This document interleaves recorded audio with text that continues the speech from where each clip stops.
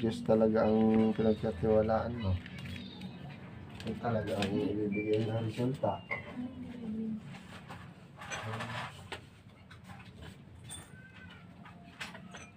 Hindi naman natin yung siyempre sa taas tayo. Diba po? Hindi naman natin sa pwedeng hadlangan.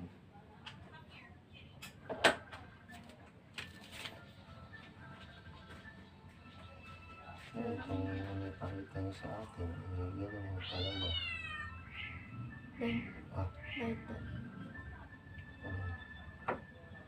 Kagabi pa yung kuya eh. Kagabi. Pupunta po sana sila dito kagabi. Tinignan Ano, ko. alas 12? Tsaka ano po, nag-upload po ako dapat Alas 12 po nangyari yun eh. Ay, nawala ho siya sa sarili. Opo. Binabanggit niya kay papa niya, ipatay na kay papa niya. Anong pangalan nito? Ryzen po. Ano po yung ano niya? Ilan araw na po? Nung mga siya ay outro. Isang linggo na po. Tapos meron na naman siya dito sa ganito ang sumubong ko. Sa linggo. Ay, nilaso pa po eh. Talaw na.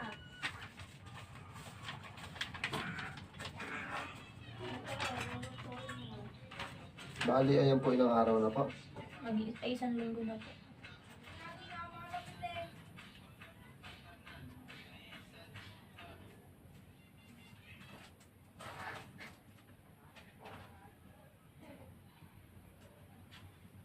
Ay, sa Diyos na kasi wala kang maibibigin eh. Hindi talagang ganun po. Sa mismo ang nag-aanap po eh, tayo sumusunod lang tayo eh. Ako po hindi ko gawain na manira, na mag-ano ng kapwa. Kung ano ang ibinigay ng Diyos, talagang yun talaga ang inaano natin.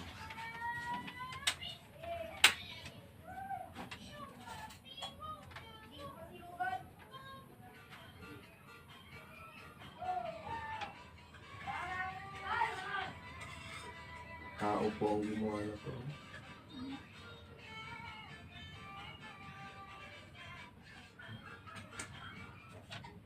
Kitang-kita yung tao. Naglalaro siya. Sa kandila.